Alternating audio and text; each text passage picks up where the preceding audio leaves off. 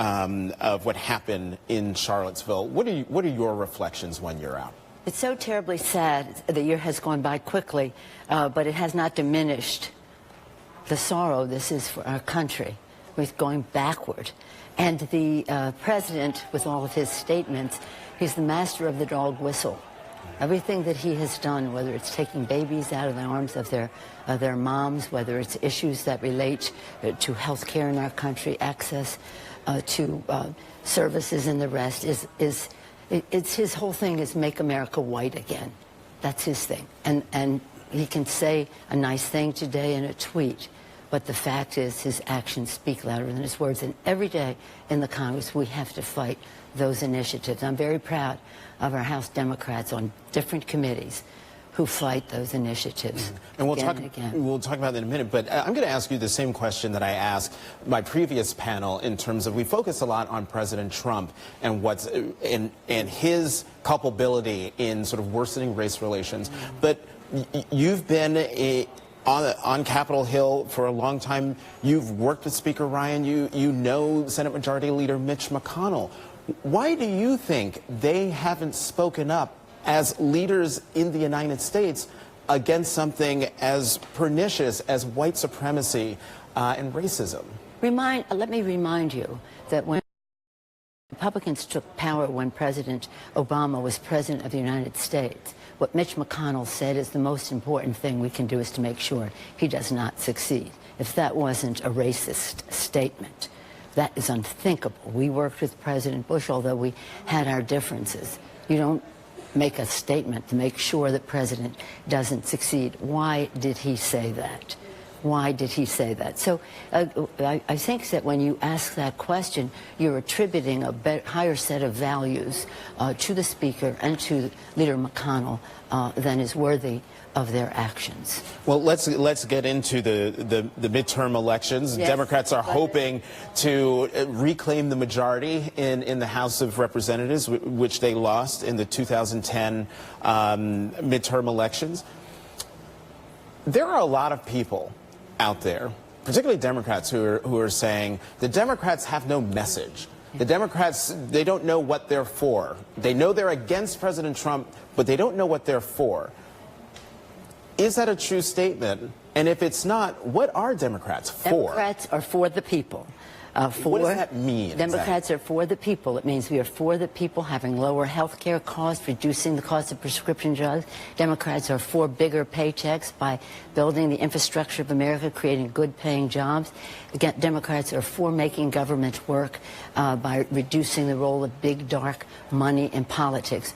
All of these are connected because the culture of corruption, cronyism, and incompetence that is prevalent in this Congress and this administration impedes the ability for us to raise the minimum wage, to clean the air, to reduce the cost of prescription drugs. So we have unified in our message. This came from the members, and it is being road tested now in August.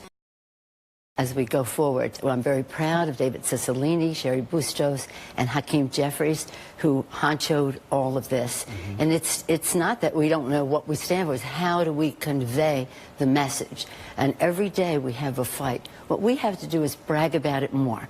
I was with Congresswoman Nita Lowey, our top Democrat on the Appropriations Committee yesterday, and we were talking about how 40 times in the last appropriations bill, the Democrats had to fight back some nasty stuff the Republicans had in there that undermine our role to meet the needs of the American people, whether it's the air our children breathe, the education that they are entitled to, the opportunities for their families. So what we have to do, and campaigns give us that opportunity, is give clarity to the difference between Democrats and Republicans, and it's vast. You only need look at the budget. The budget is the statement of our values. Mm-hmm. What's important to a nation should be reflected in how we allocate our resources. What do the Republicans do? They have a scam, a tax scam that gives takes us $2 trillion in debt, stealing from our children's future, putting us deeply in debt, and then the president comes out with a budget that says we're going to take $2 trillion from Medicare and Medicaid. So just look We have to make sure that people see that distinction, and the opportunity is vast. People are responding. We intend to win this election. You used a phrase, culture of corruption. Yes. I had a bit of a deja vu moment. That's right. Because culture of corruption was sort of the mantra in the 2006 midterm campaign when the Democrats retook the House of Representatives. Compare the culture of corruption that Democrats were campaigning against in 2006 versus the culture of corruption that Democrats are campaigning against in 2018. Well, again, then and now, that was part of our message. At the time, we were also fighting President Bush's attempt to privatize Social Security. So that was our main theme. And then the culture of corruption, because people were being indicted and subpoenaed and the rest. And then along came Katrina, where you had cronyism, somebody's college roommate heading up FEMA, incompetence, and a man-made disaster.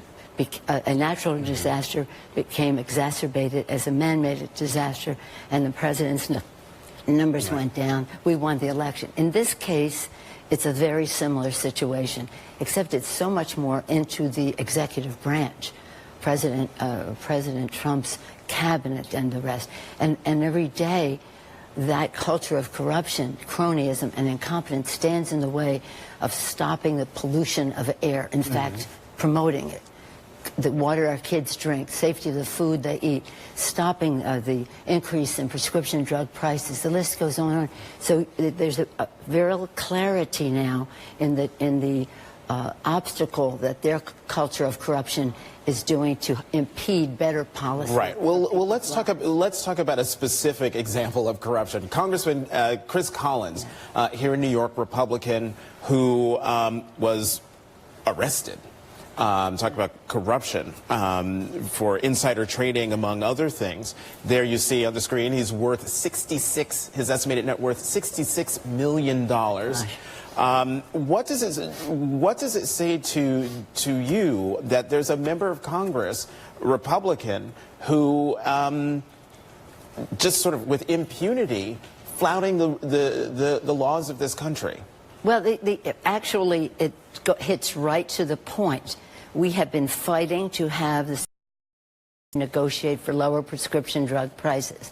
The committee of jurisdiction for that is the Energy and Commerce Committee, where Congressman Collins has served. He sits on the board of a company that is in that business. It's all wrong.